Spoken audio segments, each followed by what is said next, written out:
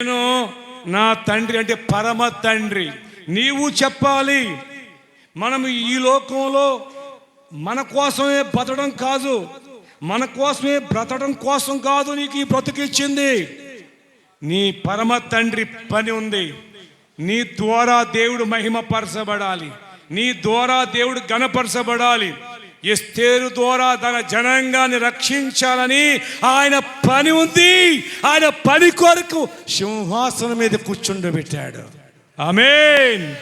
ఆయన పని ఉంది కనుకనే యోసేపుని సింహాసనం మీద కూర్చున్నాడు. ఆయన కొరకు కాదు ఆ సింహాసనం, ప్రజలందరినీ కాపాడటానికి, ప్రజలందరినీ రక్షించడానికి ఆ సింహాసనం.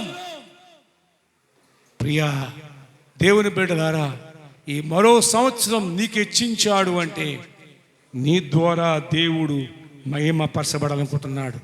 నీ ద్వారా ఏదో కార్యము చేయాలనుకుంటున్నాడు. నీ కుటుంబం ద్వారా ఏదో ఒక అద్భుతం చేయబోతున్నాడు, ఒక నూతన క్రియ చేయబోతున్నాడు.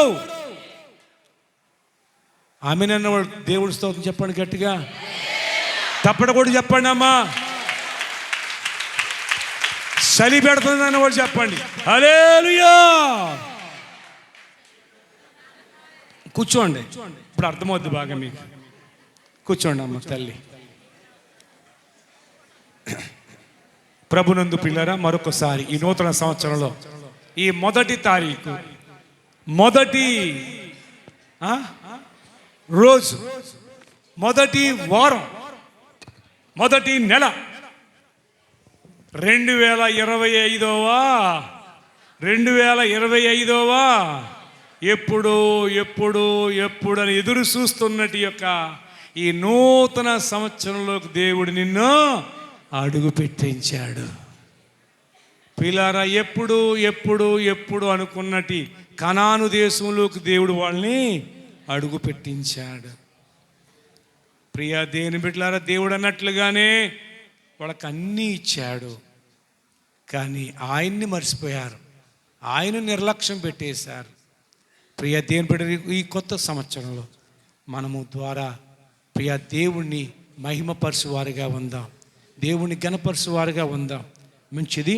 మరి ఈ సమయంలో పాస్టర్ అమ్మ గారు ఈ కొత్త సంవత్సరం ఉద్దేశించుకుని కొద్ది మాటలు అందించాలని కోరుతున్నాను.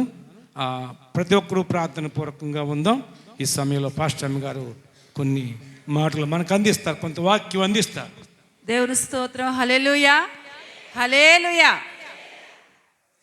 ఒక పాట పాడుకున్న తర్వాత దేవుని వాక్యాన్ని, కొద్ది నిమిషాలు దేవుని వాక్యం మరి అందించిన తర్వాత దైవదాసులు మళ్ళా వాక్యాన్ని అందిస్తారు. ఇంతకాలం నీదు కృపలో కాచిన దేవా అనే పాట అందరం కలిసి పాడుకుందాం.